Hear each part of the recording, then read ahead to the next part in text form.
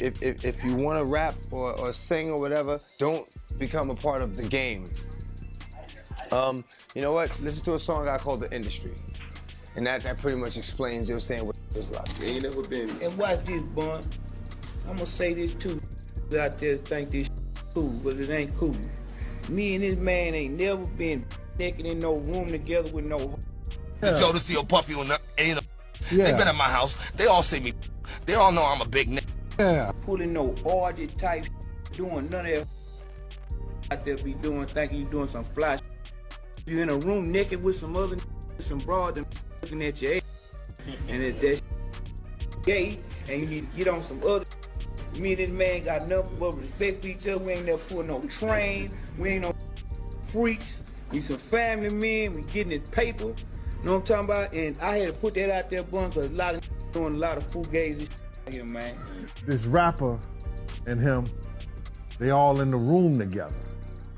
You know, it's Sarah, the girl, Puff, and this dude, this rapper.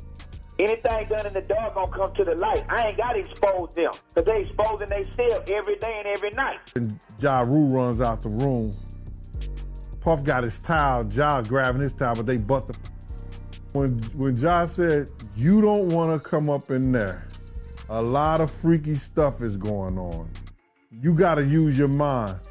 What they was doing with those plugs.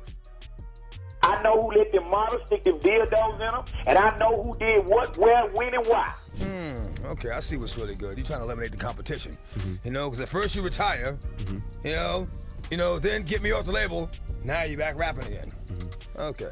I mean, it's all good. First up, we've got to talk about the recent drama surrounding Diddy. Y'all know the man's been catching some serious heat lately with new allegations popping up every day, but here's the kicker. It's not just Diddy who's feeling the heat. His longtime friend and collaborator Jay-Z is also starting to catch some smoke. Now, here's where things get really interesting. Turns out this isn't even new tea we're sipping on. Some folks have been trying to blow the whistle on both Diddy and Jay-Z for years, and two names keep popping up in this conversation: DMX and Pimp C. These legends were apparently some of the first to call out Diddy and Jay for their shady moves in the industry. But here's the scary part. Neither DMX nor Pimp C lived long enough to tell the whole story. And now people are starting to wonder if they paid the ultimate price for trying to expose the truth. I know it sounds like something straight out of a Hollywood thriller, but stick with me because this rabbit hole goes deep. Let's start with DMX. There's this interview that's been making the rounds on social media lately where X talks about how Diddy grapes his artists. Now, some fans think X was using grape as a metaphor for how Diddy's been shortchanging his artists. You know, not giving them their due in terms of money or credit. But others, they're convinced X wasn't speaking in metaphors at all, if you catch my drift.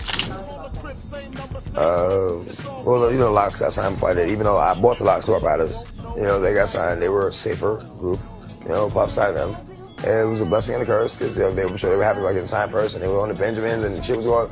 But then he made them jiggy and put them in suits and made them write lyrics for him and took all that publishing and like, damn, I'm glad I didn't, you know, like you keep that. And we went to like, as soon as they got signed, D was like, yo, if you like the Locks, like X is like big dog, like those are the Puffs, like you luck. And, you know, Now, let's not forget about another interview where X spilled some tea about how Diddy originally rejected him for a deal at Bad Boy. But get this, once Diddy heard what Def Jam was offering, he did a complete 180 and practically begged X to sign with him instead. But here's where it gets juicy. Word on the street is that X wasn't feeling Diddy's energy because he'd heard some shady things had gone down behind the scenes at Bad Boy. Like maybe 3 weeks after I got signed to Def Jam.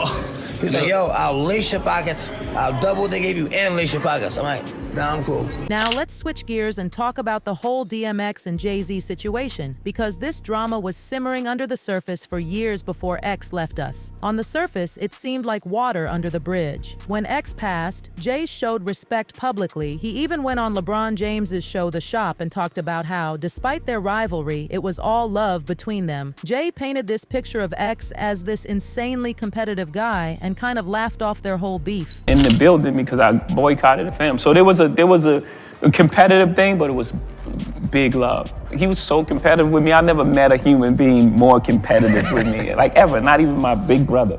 But hold up, because there's more to this story that Jay conveniently left out. According to DMX himself, it was actually Jay who was playing dirty. Let's rewind to 2004 when Jay-Z took over as president of Def Jam. That's when things apparently went left between them. See, DMX had been holding it down for Def Jam for years. We're talking 5 back-to-back #1 albums between 1998 and 2003. X was practically carrying the label on his back during that era. But when Jay stepped into that president's chair, X claimed that's when the drama started. According to DMX, Jay didn't want him to shine any longer. X alleged that Jay-Z tried to sabotage the release of his 6th album, Year of the Dog, again. He claimed Jay was pulling strings to block it from getting the same love and support as his previous projects. And X's fans? They've been saying for a minute now that Jay saw X as competition and was trying to keep him from taking over the game. What happened was, you know, like I said, I had the crazy track record at Def Jam, everything was good. You know, I go to do the 6th album, and you know, Jay-Z became president. Yeah. You know, when he first got the job, he hit me with the call like, yo, dog, MH is running the building, like, yo, you good? Finish the album, shoot the video. What happened? Vacation and, you know, we don't know. What you mean you don't know?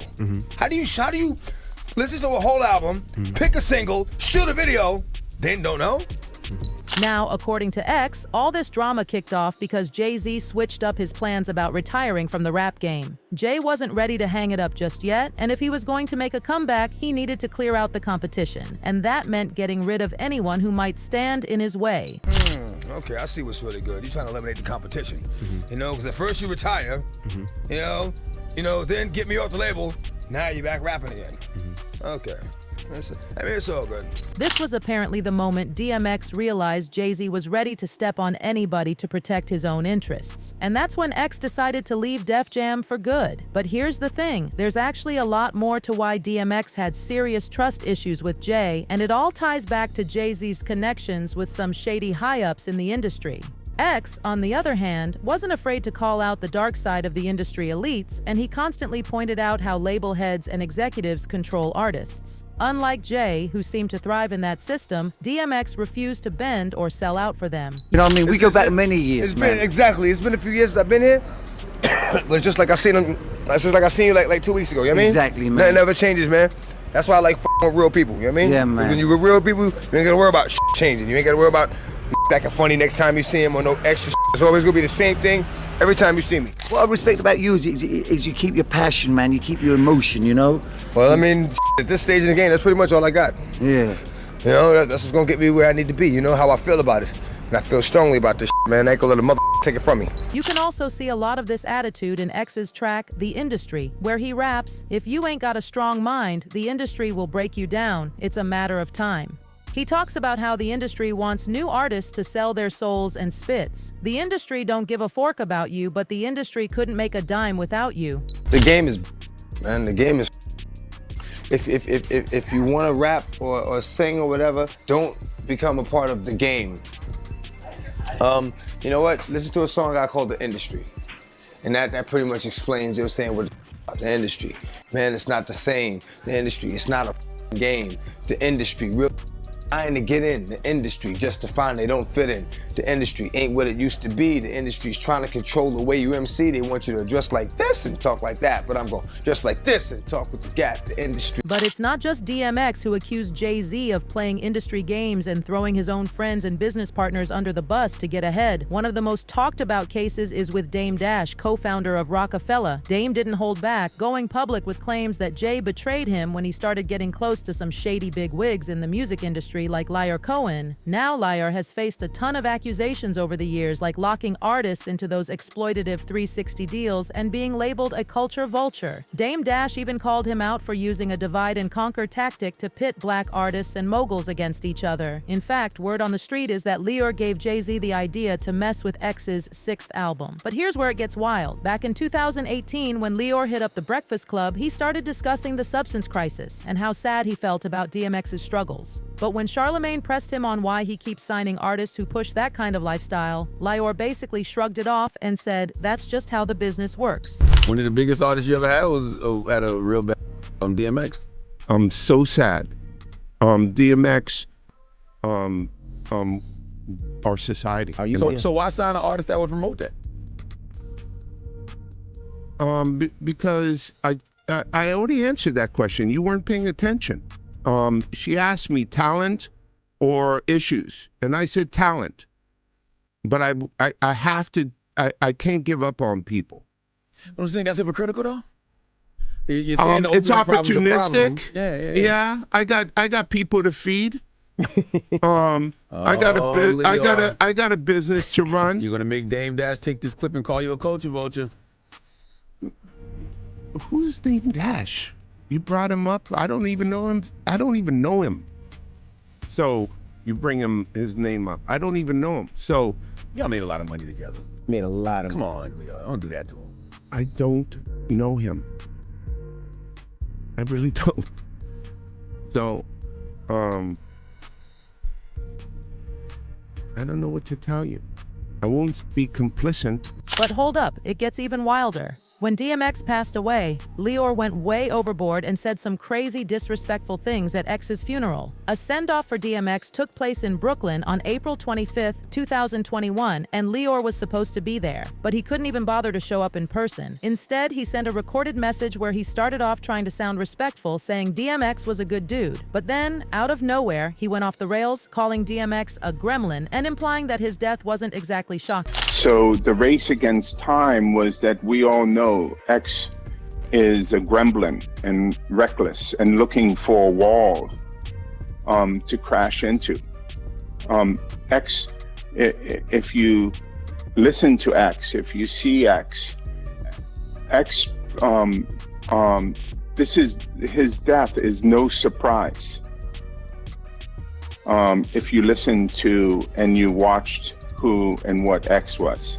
Now, we all know X had his battles with substances, but to air all that out at the man's funeral, that's a whole new level of disrespect. And if Jay-Z looked up to Leor as his so-called mentor, it makes sense why DMX never trusted Jay from the jump, but DMX wasn't the only one who had issues with Jay-Z. Let's talk about Southern legend Pimp C. Just like DMX, Pimp C wasn't afraid to call out the shady stuff going down in the industry. There's even talk that his beef with Jay over the big Pimpin track had something to do with his suspicious death, and people are still connecting the dots on how deep the drama really went. So UGK linked up with Jay-Z for the iconic 2000 hit Big Pimpin', and if you were around back then, you know that song was everywhere. It peaked at number 18 on the Billboard Hot 100 and went platinum, becoming one of the biggest tracks of that era. It was a massive crossover success that pushed both UGK and Jay-Z to new heights. But behind the scenes, things weren't as smooth as that final product made it seem. Turns out, Pimp and Jay had some real tension going on. Pimp C wasn't the type to jump on any track just for the sake of clout. He had standards. And word on the street is that he wasn't feeling Jay's energy at first, especially because of Jay's past beef with Tupac. You already know how deep the loyalty to Tupac runs, especially in the South and West. So when Jay and Pac had their issues, Pimp wasn't about to just look the other way. According to Greg Taylor, who managed UGK at the time, there was a lot of back and forth behind the scenes. Dame was pushing hard to make this collab happen, even offering UGK a $1 million check to jump on the track. But Pimp C wasn't impressed by the money. Taylor said that when he brought the offer to Pimp, he suggested that instead of taking the million, they give the money to Tupac's mom.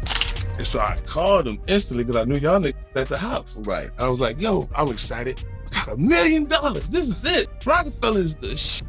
Hey, there's the shit. I called Pimp and these niggas fight. So I calmed them down. And then once Pimp locked in, he was like, wait a minute, Rockefeller. Ain't that where Jay-Z at? I was like, yeah. And I didn't get the connection. I was like, he was like, tell him to take that check over to Tupac mama and give it to him for stealing all Tupac shit. And I'm like, what? I put him on that Pac life, boy. he went, once I let him hear that Tupac, he went on his mission for me. But what Pimp didn't realize was that Jay was already on that call, listening to everything, and Jay heard it all, including the slick comments Pimp was throwing his way. Jay heard him say that, yo? Yeah, Jay heard him. He heard him. Because I had to jump up and apologize for this nigga to clean that shit up quick, because I was like, I didn't realize he was in the room. So when I seen Hov there, I was like, oh. And so I told him he had to come down and go see them and go talk to mama and go to lunch with, go to dinner with them and sit down and do it the right way, because that's just how Pimp did it. if you didn't sit down and eat dinner with him and his mama, he ain't gonna break bread with you. That was just the game. Like, that's how he was raised. He had studied music. It was different, man. He knew music from the Conservatory of Music of Art. He had studied from an orchestra standpoint. His mom had invested in his career. So to be who he was, so by the time people seen him, it was the counterculture of discovering hip hop and rap down there. And they were like a country version of Run DMC, him and Bun. Great artists. Or the artists. new Ghetto Boys. It was like Jay Prince had them as the new Ghetto Boys. That's what they were. And luckily, they moved to Atlanta. We was able to get him with Short, and Short just put the game down, and the rest was history. Right. So that caused a ruckus because when they missed the first 2 Jay-Z albums because of it. And the next time around, I knew not to call Pimp because him and Jazzy was beefing. And the Master P was beefing. I was like, he's beefing with everybody. Now, Pimp C eventually agreed to hop on Big Pimpin', but let's keep it real. He and Jay were never tight like that. The tension was very real, and Bun B even admitted it took some serious reverse psychology to get Pimp C to consider working with Jay. And here's the wildest part. Despite the track blowing up and becoming a massive hit, Pimp C wasn't at all impressed. While the rest of the world was hyping it up, he didn't see it as anything special. I got paid to be on Big Pimpin'. We didn't have that relationship. And to be honest, I don't think Pimp would have accepted a Jay-Z verse to be of equal value to him. So let's just break this bread and be done with it. Right. And to be honest, Pimp and Jay didn't really have a relationship in that sense. There was a lot of mutual respect, but Hov and I were always closer. You know what I'm saying? I ended up getting a feature. You know what I'm saying? Yeah. But no, it was really just about, like, we worked very hard to get where we are, and we're successful now for being purely who we have always said we were, Riding Dirty. Most critically acclaimed album we ever released, gold album, not one music video. You know what I'm saying? And to get to that point and to possibly in his mind throw it all away, because this dude want to pay you some money to do a verse on a beat that you would never rap to, you know what I'm saying? It just seemed like a lot, and it took a lot to kind of bring him back around to the idea of being a part of it, to the point where I just like reverse psychology, like, do it then. Like, don't even worry about it. You ain't gonna do it. I'm just telling you ain't gonna do it, you don't wanna do it. You know what I'm saying? All right, Pee-wee, I'm gonna do it, man. I mean, he was glad it worked out, but Big Pimpin' was not like in his top 10 UGK songs. Like, he didn't even want to do another one. To make things even crazier, there's another explosive theory floating around, and it's coming from Jay's former background singer and industry whistleblower, Jaguar Wright. Jaguar has been out here claiming that Jay-Z didn't just try to sabotage Pimp's career, but might have actually played a part in his tragic death. He lined up D-Haven, stole his life and identity. He lined up Big L, stole his life and identity. He lined up Dame Dash, stole his life, identity, and took his love. I'm saying, Sean Carter, you're a piece of shit. Taking Pimp C wasn't bad enough. You just want to go down there and you want to just remove all of the balls from every real gangster in Houston. Why the fuck did that house burn up? Who the fuck goes to their childhood house for a visit and the shit goes up in flames? That was very weird. The next day, within a week? No, the next day. The next day. And still, no real investigation on how the house just went up in flames. Man. I guess they paid y'all off. So, to give you some context, in early December 2007, Pimp C was staying at the Mondrian Hotel in West Hollywood, working on new music and prepping for a performance with Too Short. Everything seemed normal until the morning of December 4th, when things took a tragic turn. He was supposed to catch a flight back home, but when his wife Chinara and cousin Ed were waiting at the airport and didn't hear from him, they started getting worried. Chinara called the hotel, and when staff went to check his room, they found Pimp C unresponsive. Sadly, he was pronounced dead shortly after at just 33 years old. The official coroner's report ruled his death as accidental, saying it was caused by his heavy lean use combined with sleep apnea. But here's where things get real sketchy. DJ Paul from 3-6 Mafia revealed that he got a call from Pimp C's manager, Rick Martin, who claims he saw Pimp's body in the hotel room. And here's the wild part. Rick said the room looked like it had been shot up. Martin said, "He was laying down like he was praying, but there was blood around like he was shot. They thought he was shot in the head, but they didn't know what the hell happened because there was blood everywhere. They thought he was knelt down like he was praying, and the candles were all the way burnt down, so they knew he'd probably been dead for a day or so because he always lit those candles to sleep. He lit those big, tall candles, and they had been burnt down, so he probably was dead for a while." Something definitely wasn't adding up, and it's got people questioning what really went down that night. And honestly, it seems like more and more deaths in the music industry are looking really suspicious, especially when you look at the folks who were close to Jay-Z and Diddy. From Big L and Aaliyah to Pimp C and even Jay's rumored mistress, Kathy White, the list just keeps growing, and the deeper you dig, the darker things get. But I've got to know what your take is on all this speculation. Do you think there's something shady about how both DMX and Pimp C died after they started exposing Jay and the higher-ups in the industry? Or is this just another wild conspiracy theory? Now, let's be clear. We're not here to point fingers or make accusations. These are all rumors and speculation, and at the end of the day, we may never know the full truth. But it's hard to ignore the pattern of artists who've spoken out against industry practices and then met tragic ends. It's a reminder of just how cutthroat the music industry can be and how much power is concentrated in the hands of a few. Whether you believe these theories or not, it's clear that there's a lot going on behind the scenes that we don't see. So what do you think? Is Jay-Z really the mastermind behind all this drama? Or is he just an easy target because of his success? Are we reading too much into these connections? Or is there really something sinister going on in the music industry? Drop your thoughts in the comments below, and let's keep this conversation going. And don't forget to hit that subscribe button and turn on notifications so you don't miss out on more hot tea and industry insights. This is Hot Gossip, signing off. Remember, in the world of hip-hop, sometimes the truth is stranger than fiction. Stay woke, y'all. Stay woke, y'all.